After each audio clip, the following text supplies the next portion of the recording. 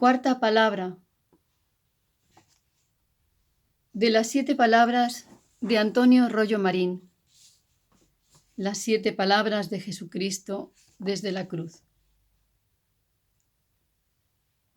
Dios mío, ¿por qué me has abandonado?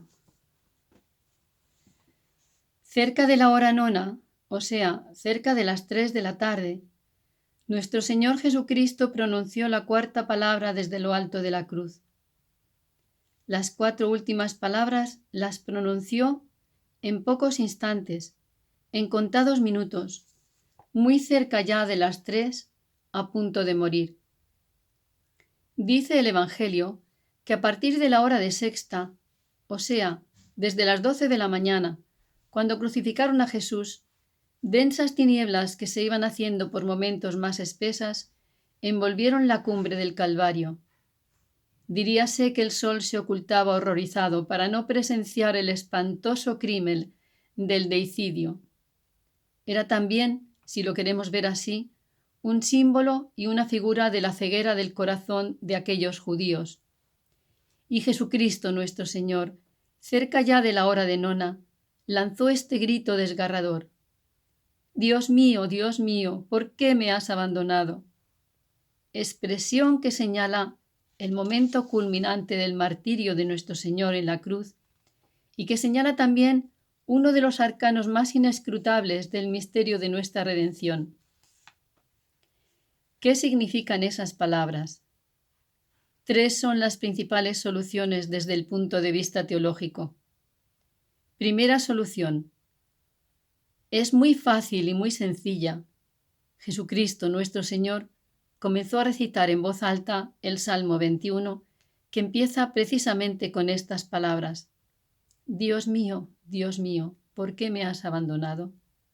Y continuó después recitando todo el Salmo en voz baja.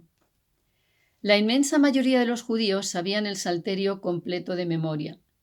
Y en ese salmo, que es netamente mesiánico, el profeta, muchos siglos antes de que ocurriese la escena del Calvario, describe maravillosamente, como en una película anticipada, todo lo que estaba ocurriendo entonces. En ese salmo se anuncian proféticamente los tormentos de Cristo clavado en la cruz. Todos los que pasan delante de mí se burlan y mueven sus cabezas y dicen: Sálvele Dios, sálvele Yahvé, pues dice que le es grato. Soy un gusano y no un hombre, soy el desecho de la plebe. Me desprecian todos. Abren sus bocas contra mí cual león rapaz y rugiente.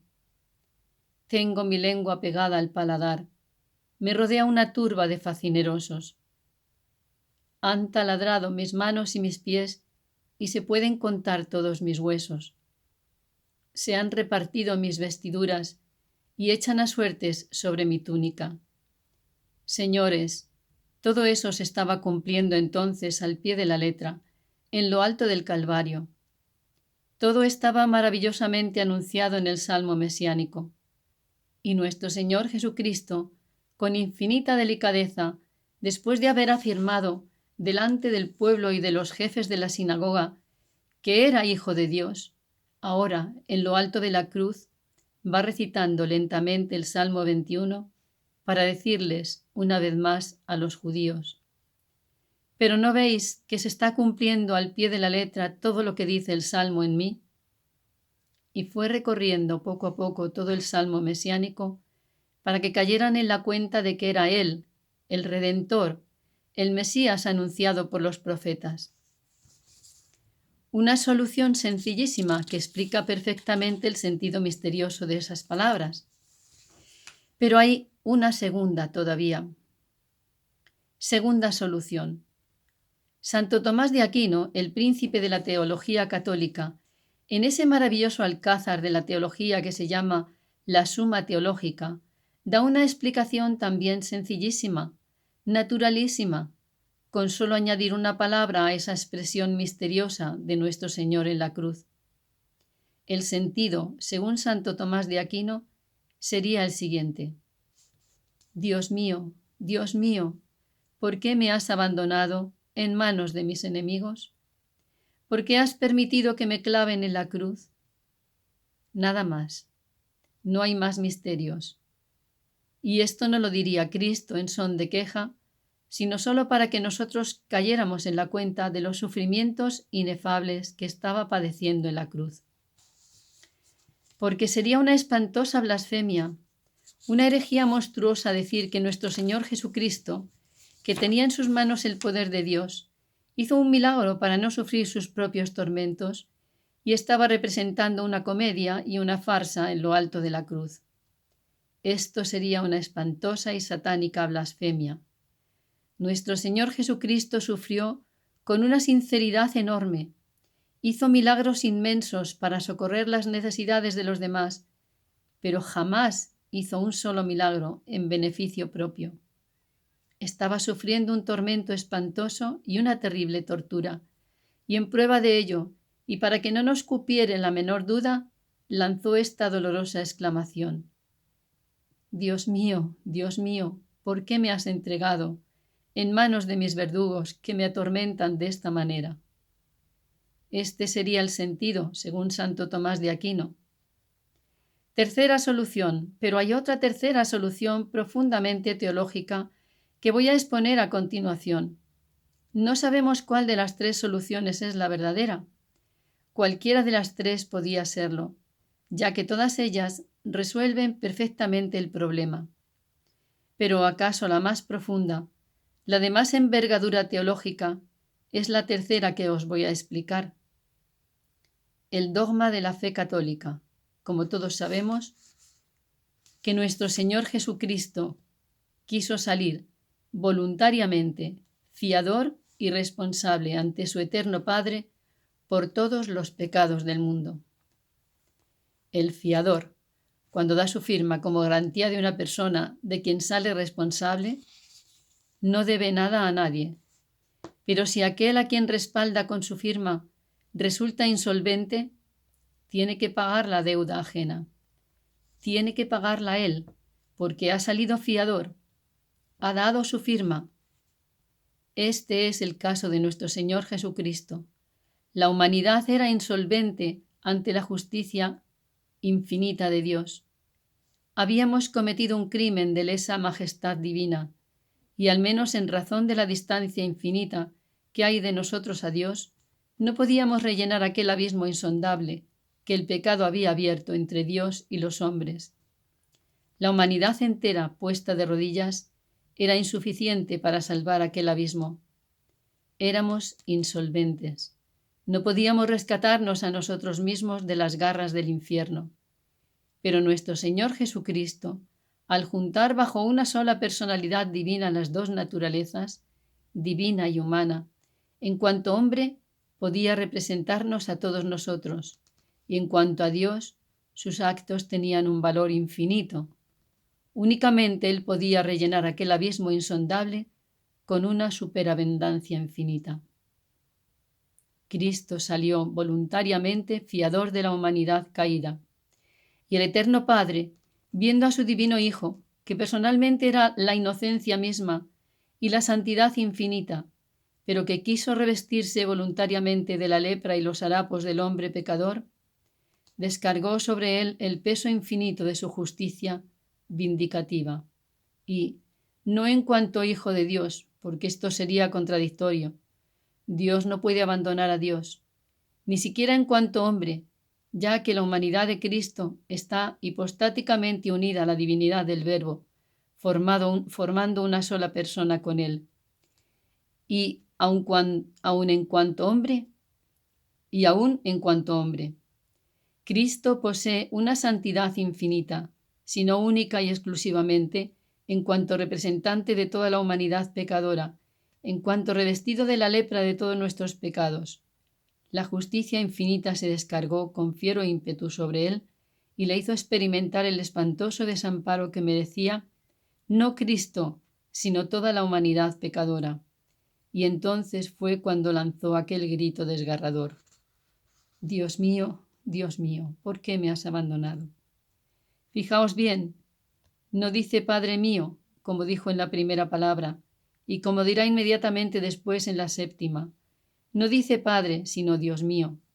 No habla ahora en plan de hijo, ahora habla en plan de pecador, de representante de todos los pecadores del mundo, y por eso no emplea el dulce nombre de Padre, sino una expresión llena de respeto y adoración. Dios mío. Ahí tenéis la tercera solución profundamente teológica de esta misteriosa palabra. Pecador que me escuchas, esta cuarta palabra de Jesucristo en la cruz encierra profundas enseñanzas para todos los que somos pecadores. Reflexionemos unos instantes. En todo pecado pueden distinguirse dos aspectos. Lo que llamamos en teología conversión a las criaturas, es decir, el abrazarse con un placer ilícito, prohibido por Dios, y lo que llamamos la aversión a Dios, el separarse de Dios voluntariamente al conculcar a sabiendas su divina ley. Dos aspectos. Un placer prohibido, que es lo que busca el pecador alucinado, al creer atolondradamente que encontrará en él la felicidad que ansía, y este apartarse de Dios, que es una consecuencia inevitable de esa tremenda equivocación. Jesucristo tuvo que expiar en lo alto de la cruz estos dos aspectos del pecado, y por los placeres ilícitos que se han permitido y se permitirán los hombres contra la ley de Dios, tuvo que experimentar dolores inefables, infinitamente superiores a todos los que han sufrido en este mundo los hombres más desgraciados. El que más ha sufrido en este mundo fue sin duda alguna nuestro Señor Jesucristo, porque Dios sabe hacer maravillosamente las cosas y cuando intenta algún fin sabe disponer los mejores medios para conseguir ese fin. Y como dispuso que nuestro Señor Jesucristo redimiese al mundo, desde lo alto de la cruz le dotó de una sensibilidad exquisita para el dolor, incomparablemente más aguda que la de todos los hijos de los hombres, de manera que nuestro Señor Jesucristo, para expiar los placeres de los hombres, tuvo que sufrir dolores inefables, tormentos de los cuales no podemos nosotros formarnos la menor idea. Pero además tenía que expiar también la aversión a Dios, segundo y principal aspecto del pecado. El pecador, al pecar, se separa, esto es, abandona voluntariamente a Dios. Es muy justo y equitativo que cuando suene la hora de la justicia estricta, Dios se separe o abandone al pecador. He ahí el espantoso tormento que tuvo que sufrir Jesucristo en cuanto representante de toda la humanidad pecadora. Pecador que me escuchas, cuando te entregas al pecado, cómo ríes, cómo gozas, cómo te diviertes, con qué refinamiento saboreas aquel placer pecaminoso. Pero no te das cuenta de que te has apartado de Dios, de que te has quedado huérfano, de que te acabas de jugar un tesoro rigurosamente infinito.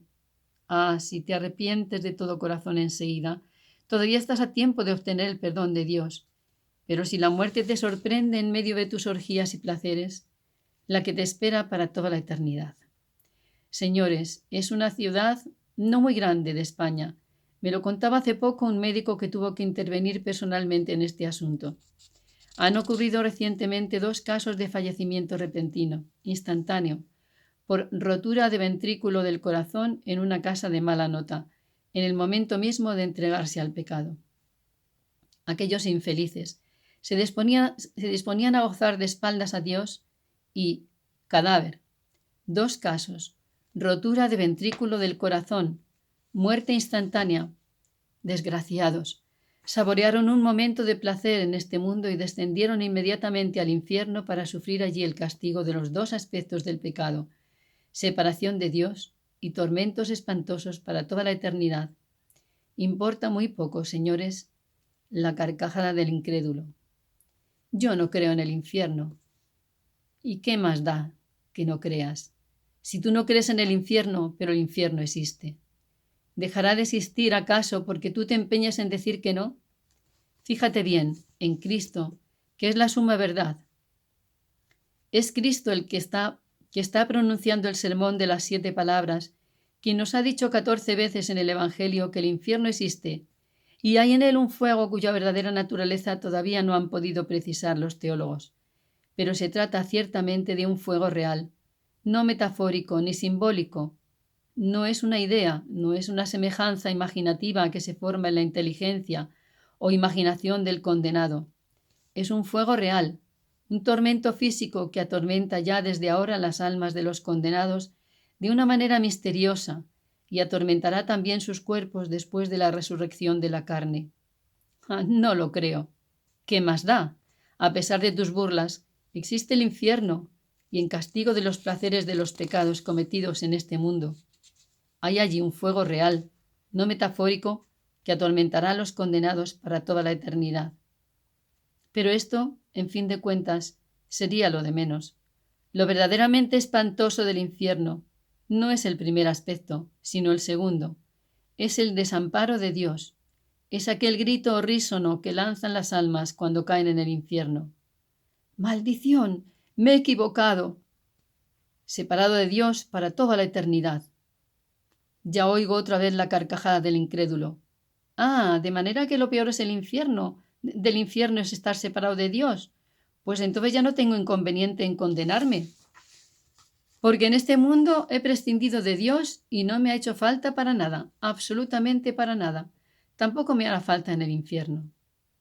Desgraciado, no sabes lo que dices. Mira, te gusta la belleza, ¿verdad? Por eso pecas tanto, sobre todo cuando se te presentan en forma de mujer. Te gusta el dinero, ¿verdad? Por eso robas tanto, porque hay muchas maneras de robar sin que nadie se dé cuenta y sin perder la fama de hombre honrado. Te gustaría el aplauso, la gloria, que hablasen de ti los periódicos, salir en la pantalla cinematográfica como hombre famoso, como una figura mundial, ¿no es verdad? Pues óyeme, a la hora de la muerte, cuando pierdas de vista las cosas de este mundo y ante los ojos atónitos de tu alma aparezcan los panoramas infinitos del más allá, contemplarás delante de ti un mar inmenso, sin fondo ni riberas, y verás clarísimamente que allí está, concentrado, en grado supremo e infinito, todo cuanto hay de belleza, de gloria y de riqueza, y de placer, y de honores, y de aplausos, todo cuanto podría saciarte plenamente, exhaustivamente el corazón. Y cuando con una sed de perro rabioso trates de arrojarte a aquel estanque de placeres, a aquel océano de alegrías inenarrables que te harían infinitamente feliz, sentirás una mano vigorosa que te lo impide, al mismo tiempo que te dice: «Apártate de mí, maldito, al fuego eterno», y entonces lanzarás un grito horrísono: Dios mío, ¿por qué me has abandonado? Pero entonces, por desgracia, será ya demasiado tarde. Fíjate bien, infeliz, ahora te basta caer de rodillas como el buen ladrón y decirle: Señor, perdóname. Pero como la muerte te sorprenda en tu soberbia y obstinación, si te mueres aferrado a tu pecado, aunque hayas sido el hombre más famoso del mundo, es inútil que te rías. Descenderás al infierno para toda la eternidad. Dios mío, ¿por qué me has abandonado? Gracias, Jesús mío. Gracias por haber pronunciado esa palabra. Gracias por haber padecido por mí ese tormento espantoso de tu desamparo. Si no lo hubieras sufrido tú, si tú no hubieras sentido el desamparo de tu eterno Padre, hubiera tenido que sentirlo yo eternamente en el infierno. Muchas gracias, Jesús mío. Te agradezco en el alma esta cuarta palabra. Has querido sufrir tú este desamparo para que no quede yo desamparado para toda la eternidad. Y ahora, a los pies de este maravilloso crucifijo, de esta escultura de Alonso de Mena que está representando precisamente la cuarta palabra, en esta iglesia parroquial de San José, de Madrid, ante el Santísimo Cristo del Desamparo, en el que un gran artista español ha sabido plasmar una maravillosa expresión de dolor, te suplico, Jesús mío, para mí y para todos mis oyentes, que no nos desampares durante la vida y sobre todo a la hora de la muerte. No nos desampares a la hora de la muerte. Olvídate, Señor, de mis pecados, y en virtud de la amargura infinita de tu desamparo, Señor, a la hora de mi muerte, llámame y mándame ir a ti, para que con tus ángeles y santos te alabe por los siglos de los siglos. Amén.